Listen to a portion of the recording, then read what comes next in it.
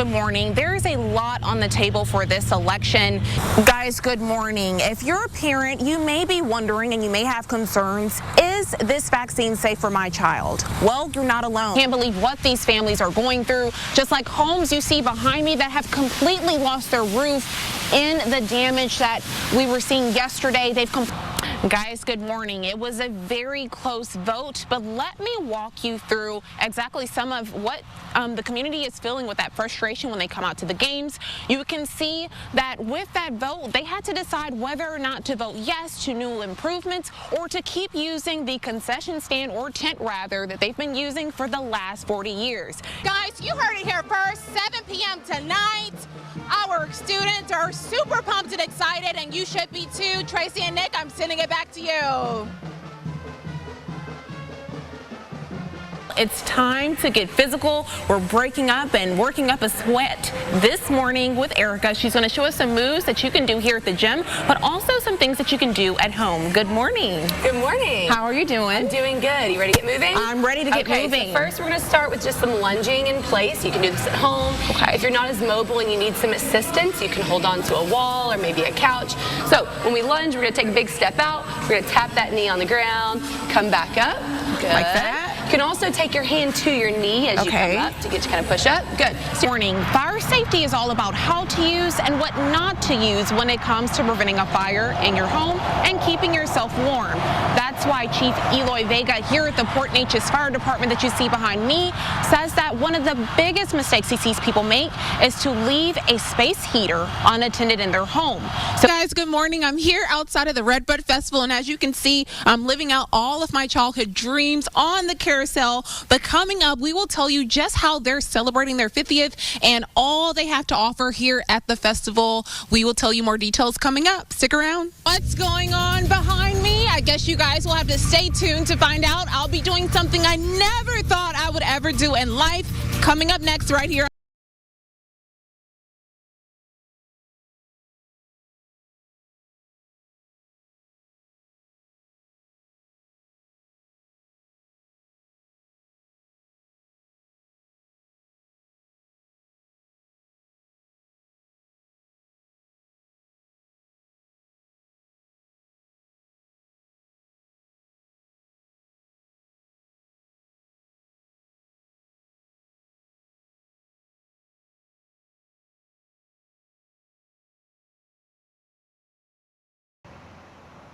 This church has been through a lot, break-in after break-in with no leads. And now they're looking into more ways to help keep the church more secure with the help from Viter PD.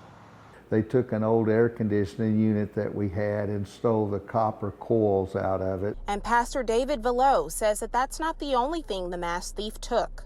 Since the time, he's stolen probably 3 television sets, and I can't think of the other things right now, but that's primarily what he looks for. He says the intruder that you see here broke into the Maple Crest Baptist Church last Thursday with his face fully covered. Right before breaking in, he tore the church's surveillance camera down. This has caused church leaders to rethink security. People who handle our security committee, they're looking into these things now, and because that's really what we need, so it can alert the police or other people immediately to the scene. Actually, we've put all kinds of new door locks on the doors, all kinds of things like that, just to make our buildings more secure. The intruder got through the current lock on the church's door. You can see here where he was able to push through.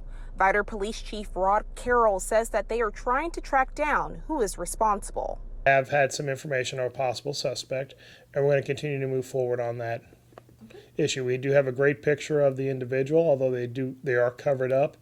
But just like with anything, people recognize an individual, and we have received some tips on who that individual is. Chief Carroll says that some other things that can help keep you safe is to make sure that your windows and your doors are locked on your home or your business. Also, keeping your place well lit can discourage an intruder from breaking in. In Viter, Kara Willis, 12 News. Empty store shelves have plagued parents for months now. No baby formula to be found, store after store.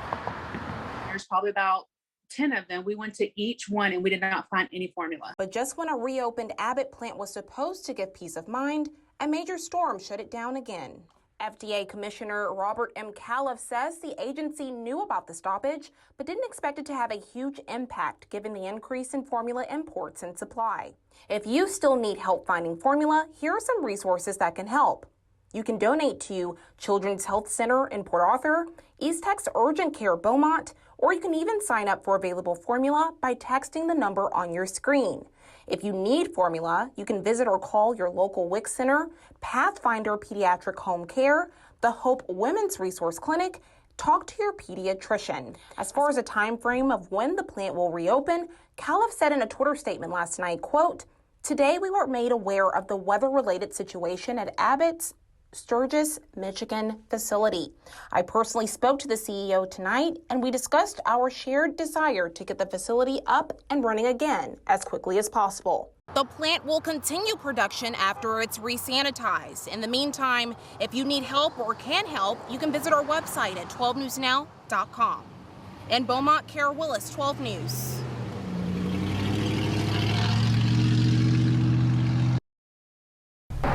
Everyone knows a veteran, and for me, it's my husband, an Army vet who served this country for 8 years. And like many other vets, during his service, he developed trauma most know as PTSD. Our veterans suffered from shell shock or battle fatigue, and then it finally became PTSD. Anxiety, panic, depression, even anger. If you don't have it, it can be hard to understand. Robert Jones served in the Army for 28 years. He says the way PTSD is treated has changed. It was just something that was accepted. It wasn't something that was actually addressed. Now, those who suffer have more options. As for Robert, his service dog Grace saved him. She will just lean against me, and it's just enough of a touch to let me know that I've been triggered, and I can't replace that with anything else. He was paired through a program called Canines for Warriors, a nonprofit that provides service dogs to any military veteran free of cost. You are grasping what a service dog would do, and I didn't realize it at first. They're trying to push you back out into society. Psychologist Dr. Kaki York says both treatment and family support can be a huge help. And that this is safe even though that past time and location was not safe. There are many options for treatments like psychotherapy, vocational and educational support animals, just to name a few. York tells me that the longer you wait to get treatment, the worse symptoms can be. But whether you feel that anxiety, panic, depression, even anger, you're not alone. If you're considering a service dog to cope with your PTSD, visit canineforwarriors.org. Kara Willis, 12 News. Many cancer patients and their families struggle to get care here at home. Despite high gas prices, many are forced to drive hours back and forth from Houston just to get the care they need. But thanks to Texas Oncology and Christus St. Elizabeth Hospital, patients will soon have another option closer to home. Today, Texas Oncology broke ground on its new cancer care facility. There's clearly a need. Saves patients a lot of time. Texas Oncology's medical director, Scott McKinney, says it'll stand right here on Christus St. Elizabeth's campus, opening its doors in the spring of 2023. And we look forward to a bigger, better, brighter future, more hope for cancer patients. Kevin Parsley is the Vice President of Strategy and Business Development for Christus Southeast Texas. He's happy to provide more options. Today is the start of a new chapter, so we can continue to expand and advance the cancer care services to all those in our community so that they don't have to travel. They can have the care right here at home in their backyard. The project took 5 years to get to this point, but Parsley says it was all worth it to give patients the best care right here in their own backyard. It's about giving people hope in their fight against cancer. And with a new facility that's state-of-the-art and the latest technology and the latest treatments, our goal in working with Texas Oncology is to have those services available right here in Beaumont to meet the needs of everybody in Southeast Texas. Kara Willis, 12 News. What is Juneteenth? Juneteenth is the date that we as African Americans found out that we were free. Juneteenth is defined as a holiday celebrated on June 19th to commemorate the emancipation of enslaved people in the U.S. For some, it's just a holiday, but for many others, June 19th has a deeper meaning. We should not only look at it as a celebration of what we are doing and contribution we've made, we should also look at the historical relevance. Predominantly Black organizations here in Southeast Texas acknowledge June 19th as a day to celebrate independence, something so many have fought so hard for. But Patterson says even though there's progress, there's still a lot of work that needs to be done. We're not really free until we can have and know that we have the same voting rights as everyone else. And Vernon Durden agrees. He says to keep making progress, the older generation must educate young people so they truly understand Juneteenth's significance. Should have to move out of the way, mentor, bring some young people up to take our place so that this world can be a better place for all of us. One of the ways you can learn more is by attending a local Juneteenth event. Beaumont Mayor Robin Mouton says events like these help bring the community closer. The privileges that we have today came on the blood, sweat, and tears of so many people that came before us. We are not who we are just because we are. It's because of the fight and the change that so many that came before us fought for. Kara Willis, 12 News. They've gotten a taste of what it's like to work from home, and they've gotten a taste of what it's like to work on their own schedules. Benefits? They don't want to be making $12 an hour while their CEO of their company is making $12 million a year. And pay. We're going to live and work differently than we ever have before. Samantha Bailey of Finette says when the pandemic started, things at her previous job as a local pharmacist became overwhelming. You know, there would be days that I'd come home crying. There was no supportive management. We were still expected to meet the same metrics and the same customer service guidelines, and you know, the customer's always right. They weren't actually working in our shoes, and they had no idea what we were going through on a daily basis. So Bailey quit her 9-to-5 job and took a leap of faith to become owner of Sam's Sassy Pups in Finette. Once we went into the pandemic, they realized, hey, wait a minute, I can work from my house. I can bring my child to school. If I have better balance by being home and being productive, working, but also having a life. Talon Trust CEO Kathleen Quinn Votaw is a recruiting expert, and she says workers now know more than ever that they have choices. One of the choices being made is not going back to work at all. In fact, in September, 704,000 Texans remain unemployed, according to the Texas Workforce Commission. The reasons aren't what you might think. That people are afraid to go to work, afraid they're going to get the COVID. I think that has a lot to do with it. You know, who's had their vaccine, who hasn't had their... Beaumont counselor and therapist Donna Rosado says she's seen an uptick in clients struggling with employment, and companies can help. Perhaps break up your workforce and offer that flexibility to them so they can do more and be more independent. That's what the American worker wants right now. They want independence, flexibility, and they want their leaders to be empathetic to their point of view. Quinn Votaw says that a thriving work environment and empathy from management is top of mind for job seekers. Without it, Rosado says it can be difficult for workers to manage work and life. At times what happens when people go back to work, they become stressed. They're stressed from the pandemic. You know, they've had death in their family. You know, they've been isolated. They've been at home. They're starting to have depression. Bailey ended up closing shop from low demand earlier this month. She says even with business challenges, she wouldn't change her experience and the support from family and community for the world. And I will forever cherish this experience, and it might follow me later on down the road. For now, Quinn Votaw says the key for employers to fulfill employee needs is to be open to change in the workplace. Once we open up the lines of communication, realize we're building communities versus companies, and build great relationships based on kindness and trust and empathy, then we're all going to succeed and it's going to get better. Kara Willis, 12 News.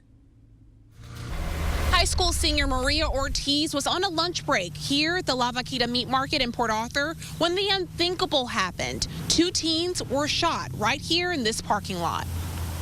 The high school senior takes nursing classes at Port Arthur Memorial, and Ortiz says thanks to her training, she was able to help a Thomas Jefferson Middle School student who was shot. I never thought I would experience, especially at work, like I would never see me doing that at work and using my skills that I learned in school. Ortiz said she was on break February 10th when she heard the gunshots and chaos. Her manager then told her they needed to call an ambulance, but she went to help.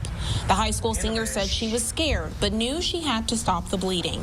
Once I grabbed the safety box and everything, I put it on first, and I applied pressure, and I told the kid, I talked to him, I was like, this is gonna hurt, and count to 3, I'm apply pressure, and I'm sorry, like, it's really gonna hurt, but I needed to stop the blood. Amid a nationwide shortage of nurses, Ortiz says that it's more important now than ever for students like her to go into the medical field. Pastor Demo Moffett is the pastor here at the Orange Church of God Embassy of Grace, but he's not just focusing on growing this congregation. He's also working to bridge the gap here in Southeast Texas. There are those who Pastor Demo has a simple vision for his church, a real church for real people. He became the pastor of this church in 2010, and for the last 12 years, he's been devoted to one thing. We're about serving. We're not concerned so much with a theatric, thank you. And so what God had in store for this location was predestined before I was even born. So it's about what God intended for this particular location that makes it very valuable and important to the community.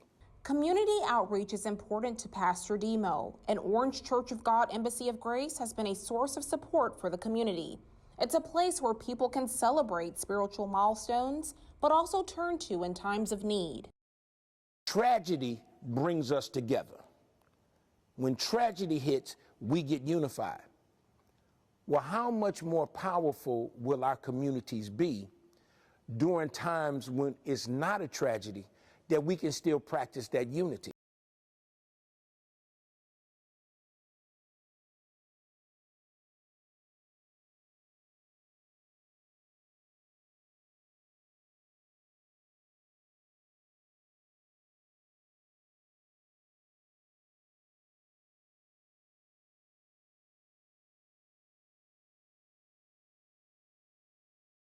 Cities across the nation, people protested demanding protection for voting rights. The rallies marked the 58th anniversary of Dr. Martin Luther King Jr.'s historic march on Washington. And this morning, parents and students in Nederland and Lumberton hoping for a calmer day. Schools in both districts went into lockdown on Wednesday because of separate threats.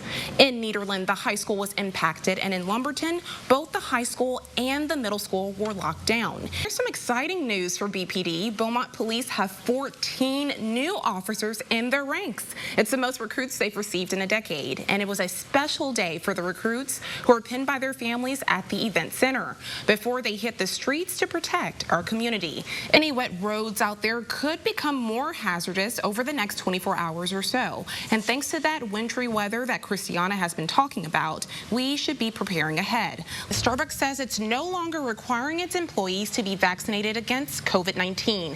This is a reversal of the company's announcement last month that it would require all U.S. employees to be vaccinated by February 9th.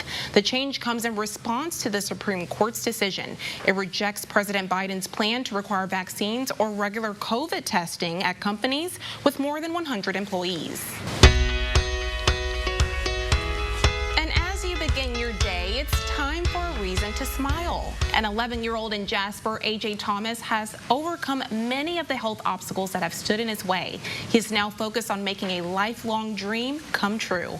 AJ was recently selected to compete in a Disney competition, but he needs a little help getting there. The family is hoping to raise $2,500 to help little AJ travel to South Carolina for his acting audition.